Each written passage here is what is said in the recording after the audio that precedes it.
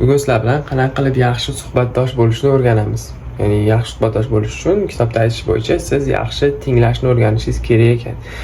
Juda ham ko'p oramizda odamlar bor, tinglashni bilmaydi, faqatgina gapiradi. Misol uchun o'zi haqida gapiradi, problemalar haqida gapiradi, har doim hayotdan noliydi, lekin sizni hech kim eshitmaydi. Ya'ni shunda siz uni bilasizki, u yaxshi suhbatdosh emas, faqat gapirishni xohlaydi, ochilishni xohlaydi. Lekin eshitishni bilmaydi va har doim bunaqa odamlar sizni orqangizdan kuladi. Misol uchun agar siz faqatgina gapirsangiz, o'zingiz haqida nolsangiz, boshqalarga siz haqida gapirayotganda shularni aytish mumkin. Ya'ni u yaxshi gaplashishni bilmaydi, yaxshi suhbatdosh emas, faqatgina o'zi haqida gapiradi, o'zini o'ylaydi deyish mumkin. Ya'ni bunga sizlarga men misollar keltirib beraman. Kitobda aytilgan Dale Carnegie o'zi shu partiyalarga borgan, mazmunlarga borsa, shu bitta ayol bilan tanishganda, o'sha ayol uni tanib qolib, kitob chiqarishini bilib, so'raydi, o'zingiz haqingizga gapirib bering, juda ham ko'p joylarga borgansiz deb eshitganman desa, keyin u aytib turib, siz o'zingiz qayerlarga borgansiz desa, u Afrikaga deydi, u ayol. U ayol Afrikaga degandan keyin, men hech qachon Afrikada bo'lmaganman, Afrika haqida gapirib bering, nimalarni o'rgandingiz, nimalar ko'rdingiz desa, u ayol keyin 45 minut gaplashadi-da, o'sha hamma yo'g'ini aytib beradi. Ya'ni u ayol Dale Carnegie'dan o'zi haqida so'ragani ham esdan chiqib ketadi. Ya'ni o'zini yaxshi ko'rgandan, ya'ni gapirishni xohlagandan, gapirishni yaxshi ko'rgandan Dale Carnegie 45 minut gapiradi va hammaga aytib chiqadi. Ya'ni siz o'zi conversationda, ya'ni suhbatda gapirishingiz shart emas. Eshitsangiz bo'ldi, shu orqali siz yaxshi suhbatdosh deb tanilasiz, hammaga maqtalasiz. Misol uchun shu yaxshi odamda maza qilib gaplashaman deydi. Bitta ham so'z aytmagan bo'lsangiz, endi misol uchun bitta ham so'z aytmaslikni hozir tushuntiraman, chunki eshitayotganda ham siz nimalardir deyishingiz kerak, nimalardir qilishingiz kerak. Uni keyinroq video davomida tushuntiraman. Xuddi shunaqa holat bitta botanist bilan ham sodir bo'ladi. Ya'ni o'sha bitta partiyada, ya'ni ba'zimda bir-biri bilan tanishib qolishadi va Dale Carnegie botanistdan o'zi haqida, ya'ni o'sha kasb haqida, nima ishlar qilish haqida so'raydi. Chunki misol uchun siz bitta botanist bilan gaplashishingiz uchun yoki qanaqadir kasb egasi bilan shu 1-2 soat gaplashib o'tirishingiz uchun hech qachon u narsani bilishingiz kerak emas. Misol uchun bilsangiz yaxshi nimalarnidir, lekin hech narsani bilmasangiz ham gaplashsangiz bo'ladi. Chunki siz yaxshi listener, ya'ni yaxshi tinglovchi bo'lishingiz kerak buning uchun. Ya'ni u botanist haqida hech nimani bilmaydi, nima qilishini, lekin u ham 1-2 soat gapiradi. Oxir-oqibat botanist hammaga Dale Carnegie'ni qanchalik yaxshi suhbatdosh ekanligini gapirib beradi. Yaxshi suhbatdosh bo'lish uchun siz nimalarnidir o'rganishingiz shart emas, prosta e'tiboringizni qaratishingiz kerak va o'sha paytda bo'lishingiz kerak xolos. Misol uchun juda ham ko'p odamlarimiz hayotimizda problemalar bor, boshqalarning problemasi, boshqalarning hayoti bizga umuman qiziq emas. Va qiziq bo'lmaganiga qaraganda, qiziq bo'lmasa ham ular bilan gaplashishni tanlaymiz va ular shu suhbatdan aziyat chekadi, prosta. Chunki siz agar kim bilandir gaplashishni xohlamasangiz, shuni bildirishingiz kerak va gaplashmasligingiz kerak. Ya'ni gaplashishni xohlamasdan turib, o'sha yaxshi suhbat qilishni xohlab turgan odamga bunaqa qilish yaxshi emas. Misol uchun telefonda o'tirishingiz mumkin, boshqa narsalarni o'ylab o'tirishingiz mumkin. Shu sizni yaxshi conversationalist emasligingizni ko'rsatib beradi va yaxshi suhbatdosh, ya'ni yaxshi tinglovchi emasligingizni bildirib qo'yadi. Ya'ni siz yaxshi eshitishingiz uchun prosta yaxshi e'tibor qaratishingiz kerak odamga va ya'ni shu presence'da bo'lishingiz kerak.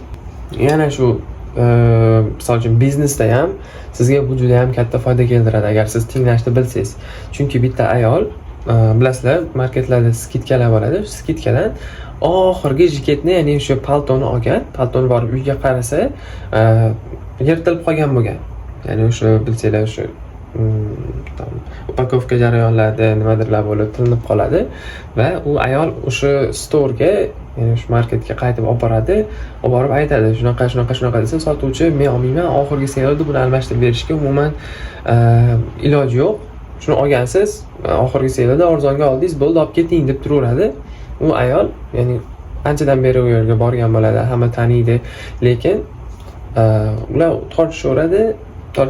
Oxiri menejer chiqib, o'sha menejeri u ayolni tanib turib aytadi, shunaqa nima bo'lyapti deydi. U ayol tushuntiradi vaziyatni, tushuntirgandan keyin u menejer yechim bilan kelib chiqadi. Ya'ni u sales assistant, ya'ni sotayotgan odam umuman ularga e'tibor bermagan ayolga. Shu maqsadi prosta paltoni olib ketsin deydi. Lekin u klient yo'qoladimi, undan keyin keladimi, kelmaydimi, unga umuman e'tibor qaratmaydi. Keyin menejer chiqib turib aytadi, shunaqa biz sizga ya'ni shu rostdan ham oxirgi sale edi, boshqasiga almashtirib bera olmaymiz, lekin pulingizni qaytarib berishimiz mumkin, yo bo'lmasa repair qildirib berishimiz mumkin deb, ya'ni o'sha yechim bilan keladi, chunki eshitdi, nima bo'layotganini tushundi. Ya'ni o'sha ayol oxir oqibat ayolda ham xursand bo'ldi, klienti ham yo'qolmadi, sababi u ayolga quloq solinganligi uchun. Bir kun bitta farzand ayasiga aytibdi, aya, men sizni yaxshi ko'rishingizni bilaman meni har doim desa, nimaga desa, chunki men sizga har doim nimadir aytmoqchi bo'lsam, nima ish qilyapsiz qo'yib, bor quloqingizni menga solasiz, har doim meni eshitasiz, shundan bilaman degan ekan.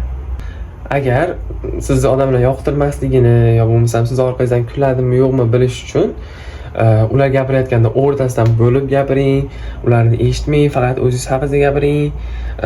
Shu orqali siz odamlarni qanaqa qilib sizni yomon ko'rishini va sizni orqangizdan boshqalarga kulishini bilasiz bo'ladi. Oddiy misol, siz o'zingizni bitta tish og'rig'ingiz haqida odamlar, shu misol uchun Falastinda, G'azada o'layotgan odamlardan ko'ra ko'proq qayg'urasiz. Misol uchun bitta tishingiz og'rib qolsa, hech kim hech qachon shuncha och qolayotgan, shuncha qiynalayotgan odamlar haqida o'ylamaydi.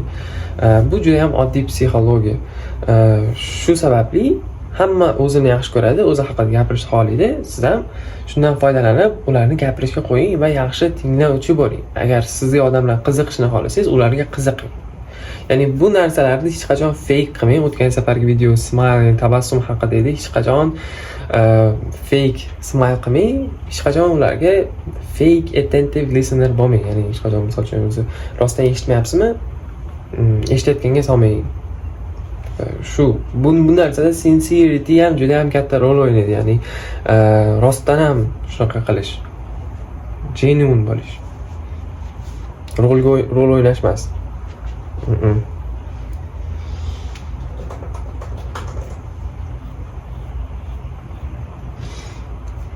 Shu bugungi video yaxshi suhbatdosh bo'lish uchun yaxshi tinglovchi bo'ling va boshqalarni o'zi haqida gapirishiga encourage qiling, ya'ni motivation.